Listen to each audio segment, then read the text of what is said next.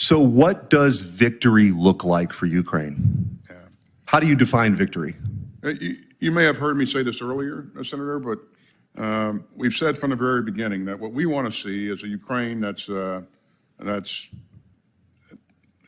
democratic country that has that is independent and has the ability to protect its sovereign territory, to defend its sovereign territory, and to deter aggression. Does that mean Crimea is part of Ukraine?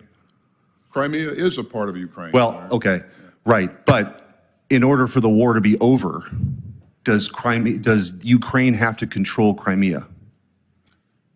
In terms of how things transition going forward, I would not want to predict what President Zelensky will decide. I think part of the problem, with all due respect, is that this administration has not articulated what an exit strategy is. To me, this is a blank check for a war that, without any clearly defined goals, will be endless. What really jumped out at me at the first part was what does a Ukraine win look like? He didn't even describe a win. He just said, well, we want them to be this aspirational stuff.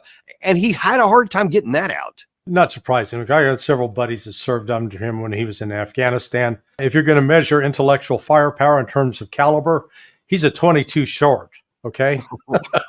22 short. Yeah.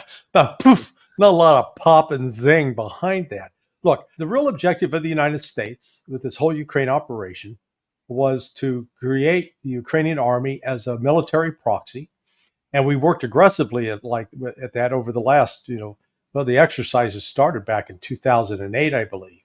But the joint military exercises with both EUCOM and with NATO, they were conducting 2 or 3 a year at least. And these were both field training exercises as well as the desktop exercises. Some of the training that was included by NATO was cyber warfare.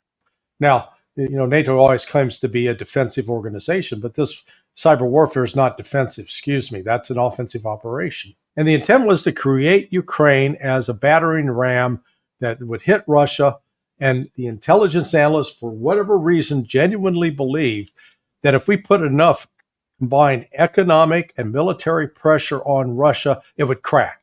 It would force Putin from office. It would cause a split in the military and in the political elite, and that therefore we would get access. This is all about money, because Russia is the #1 country in the world in terms of natural resources. It doesn't need to import a single thing in order to run all of its industries. Unlike China, who's an industrial giant, but China has to rely upon the West to produce a commercial airliner, not Russia. Russia produced its first commercial airliner in 2023 entirely with its own parts, entirely domestically.